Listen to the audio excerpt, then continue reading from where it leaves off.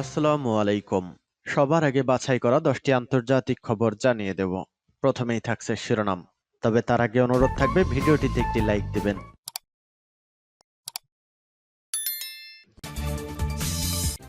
জানিয়ে দিব হাতে থাকা সর্বশেষ আপডেট আন্তর্জাতিক সংবাদ। প্রথমেই সংবাদ শিরোনাম।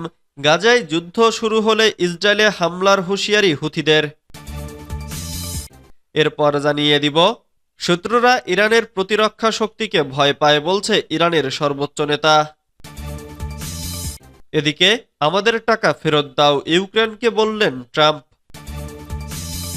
এরপর জানিয়ে দিব ফিলিস্তিনিদের নিজ ভূখণ্ডেই থাকতে দিতে হবে বলছে মিশর।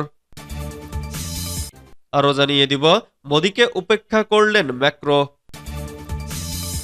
সর্বশেষ জানিয়ে দিব যুক্তরাষ্ট্রকে চাঁদাবাজ বলল উত্তর কোরিয়া। এতক্ষণ শুনছিলেন সংবাদ শিরোনাম, এবারে বিস্তারিত। তবে অনুরোধ থাকবে ভিডিওটিতে একটি লাইক করবেন এবং কমেন্ট করে জানিয়ে দিবেন কোন জেলা থেকে আপনি আমাদের এই ভিডিওটি দেখছেন। গাজায় যুদ্ধ শুরু হলে ইসরায়েলে হামলার হুঁশিয়ারি হুথিদের। ইসরায়েল যদি গাজায় যুদ্ধ পুনরায় শুরু করে এবং যুদ্ধবিরতির শর্ত মেনে না চলে তাহলে হামলার জন্য পুরোপুরি প্রস্তুত রয়েছে ইয়েমেনের হুথি বিদ্রোহীরা। মঙ্গলবার 11 ফেব্রুয়ারি এক টেলিভিশন ভাষণে এ হুঁশিয়ারি দেন হুথি নেতা আব্দুল মালিক আল হুথি। তিনি বলেন, আমাদের হাত অস্ত্রের ট্রিগারে রয়েছে এবং গাজায় ইসরায়েলের আগ্রাসন পুনরায় শুরু হলে আমরা সঙ্গে সঙ্গে প্রতিশোধমূলক হামলা চালাতে প্রস্তুত। গাজায় ইসরায়েল ও হামাস যুদ্ধ চলাকালীন হুথিরা ইসরায়েলি ও অন্যান্য জাহাজের ওপর হামলা চালিয়ে লোহিত সাগরের গুরুত্বপূর্ণ সামুদ্রিক পথ ব্যাহত করেছিল। তাদের দাবি, এসব হামলা ফিলিস্তিনিদের প্রতি সংহতি জানিয়ে পরিচালিত হয়েছে। এদিকে গাজায় চলমান যুদ্ধবিরতি চুক্তি লঙ্ঘনের অভিযোগে হামাস ইসরায়েলি জিম্মিদের মুক্তি স্থগিত করার ঘোষণা দিয়েছে। এর প্রতিক্রিয়ায় ইসরায়েলের প্রতিরক্ষা মন্ত্রী ইসরায়েল কাটজ দেশটির সেনাবাহিনীকে সর্বোচ্চ সতর্ক অবস্থায় থাকার নির্দেশ দিয়েছেন। ইরান সমর্থিত প্রতিরোধ জোটের অংশ হিসেবে হুথিরা এর আগেও ইসরায়েলের দিকে ক্ষেপণাস্ত্র ও ড্রোন হামলা চালিয়েছে। যদিও ইয়েমেন থেকে ইসরায়েলের দূরত্ব কয়েকশো কিলোমিটার, গাজায় যুদ্ধবিরতির ভবিষ্যৎ অনিশ্চিত হয়ে পড়ায় মধ্যপ্রাচ্যে উত্তেজনা আরও বেড়ে যাওয়ার আশঙ্কা দেখা দিয়েছে। শত্রুরা ইরানের প্রতিরক্ষা শক্তিকে ভয় পায় বলেছেন ইরানের সর্বোচ্চ নেতা। ইসলামী প্রজাতন্ত্র ইরানের সর্বোচ্চ নেতা আয়াতুল্লাহিল উজমা খামেনি বলেছেন, আজ ইরানের প্রতিরক্ষা শক্তির বিষয়টি সবার কাছে স্পষ্ট এবং ইরানের বন্ধুরাও তাতে গর্বিত। শত্রুরা ইরানের প্রতিরক্ষা শক্তিকে ভয় পায়। ইরানের প্রতিরক্ষা শিল্পের সঙ্গে জড়িত একদল বিজ্ঞানী ও বিশেষজ্ঞ এবং প্রতিরক্ষা মন্ত্রণালয়ের শীর্ষ কর্মকর্তারা আজ বুধবার সর্বোচ্চ নেতার সঙ্গে সাক্ষাৎ করতে গেলে তিনি কথা বলেন। তিনি আরও বলেন, শত্রুরা একের পর এক বোকামিপূর্ণ হুমকির মোকাবেলায় ইরানি জাতি ফার্সি 22 বাহমান ইসলামী বিপ্লবের বিজয় বার্ষিকীর শোভাযাত্রায় নিজেদের পরিচিতি ও শক্তি প্রদর্শন করেছে।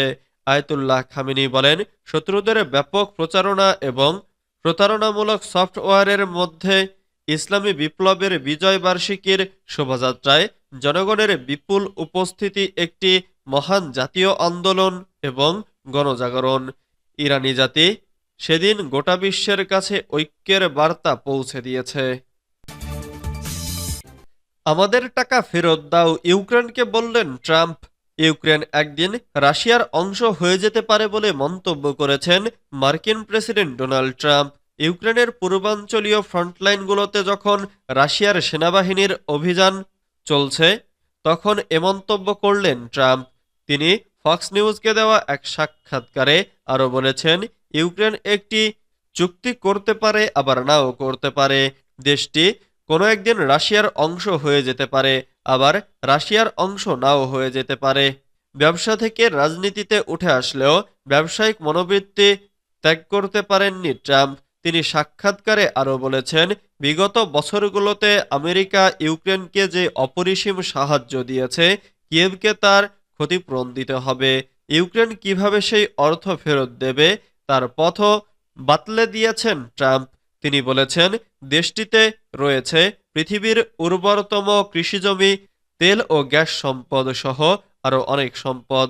কাজেই আমি আমাদের অর্থ ফেরত চাই।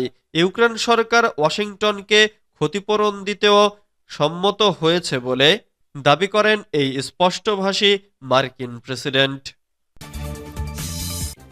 ফিলিস্তিনিদের নিজ ভূখণ্ডেই থাকতে দিতে হবে বলছে মিশর। ফিলিস্তিনিদের তাদের নিজ ভূখণ্ডেই থাকতে দিতে হবে এবং গাজার পুনর্গঠনের কাজ দ্রুত করার আহ্বান জানিয়েছে মিশর। সোমবার 10 ফেব্রুয়ারি ওয়াশিংটনে মার্কিন পররাষ্ট্রমন্ত্রী মার্কো রুবিওর সঙ্গে বৈঠকে একথা জানান মিশরের পররাষ্ট্রমন্ত্রী বদর আবদেলাত্তি। বৈঠকে মিশরের পররাষ্ট্রমন্ত্রী স্পষ্ট করে জানিয়েছেন, আরব দেশগুলো গাজা থেকে ফিলিস্তিনিদের জোরপূর্বক হস্তান্তরের পরিকল্পনা একেবারেই মেনে নেবে না।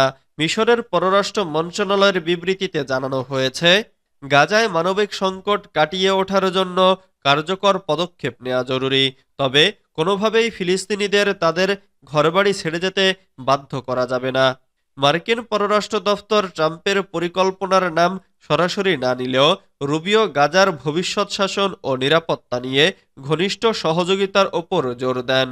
তিনি বলেন, হামাসকে গাজার নিয়ন্ত্রণে রাখতে দেওয়া যাবে না এবং ইসরায়েলের নিরাপত্তা নিশ্চিত করা হবে। আবদেলাত্তি জানান, মিশর নতুন মার্কিন প্রশাসনের সঙ্গে কাজ করতে প্রস্তুত, তবে সেটি অবশ্যই ফিলিস্তিনিদের অধিকার এবং মধ্যপ্রাচ্যের স্থিতিশীলতা রক্ষার ভিত্তিতে হতে হবে। তিনি মার্কিন মধ্যপ্রাচ্য বিষয়ক বিশেষ দূত স্টিভ উইটকফের সঙ্গেও বৈঠক করেন এবং একই বার্তা দেন। মোদিকে উপেক্ষা করলেন ম্যাক্রো। বিশ্বনেতাদের সঙ্গে করমর্দনের সময় ভারতের প্রধানমন্ত্রী নরেন্দ্র মোদিকে উপেক্ষা করতে দেখা গেছে ফ্রান্সের প্রেসিডেন্ট ইমানুয়েল ম্যাক্রোকে। মঙ্গলবার দেশটির রাজধানী প্যারিসে অনুষ্ঠিত বৈশ্বিক কৃত্রিম বুদ্ধিমত্তা শীর্ষ সম্মেলনে এই দৃশ্য দেখা গেছে। ভিডিও ফুটেজে দেখা গেছে মোদি করমর্দনের জন্য ম্যাক্রোর দিকে হাত বাড়াচ্ছেন, তবে ম্যাক্রো সেখানে উপস্থিত অন্যান্য অংশগ্রহণকারীদের সঙ্গে করমর্দন করলেও মোদির দিকে হাত বাড়াননি। বার্তা সংস্থা আনাদোলু বলছে, ফ্রান্সের প্রেসিডেন্ট ম্যাক্রোকে অন্যান্য নেতাদের মধ্যে ইউরোপীয় কমিশনের প্রেসিডেন্ট উর্সুলা ভন্ডার লিনের সঙ্গে আনন্দ ও শুভেচ্ছা বিনিময় করতে দেখা গেছে। মোদির হাত বাড়ানোর পর তার সঙ্গে করমর্দন না করার এ ঘটনাটি সোশ্যাল মিডিয়ায় প্রতিক্রিয়ার সৃষ্টি করেছে। কেউ কেউ এটিকে কূটনৈতিক অসম্মান হিসেবেও ব্যাখ্যা করেছেন, আবার অন্যরা মনে করছেন এটি অনিচ্ছাকৃত হতে পারে। যুক্তরাষ্ট্রকে চাঁদাবাজ বলল উত্তর কোরিয়া। ফিলিস্তিনের অবরুদ্ধ গাজা উপত্যকা নিয়ে মার্কিন প্রেসিডেন্ট ডোনাল্ড ট্রাম্পের প্রস্তাবের তীব্র সমালোচনা করেছে উত্তর কোরিয়া এবং যুক্তরাষ্ট্রকে দেশটিকে চাঁদাবাজ হিসেবে অভিহিত করেছে। বুধবার 12 ফেব্রুয়ারি উত্তর কোরিয়ার রাষ্ট্রীয় সংবাদ মাধ্যম কোরিয়ান সেন্ট্রাল নিউজ এজেন্সি এর বরাত দিয়ে রয়টার্স এক প্রতিবেদনে এ তথ্য জানায়।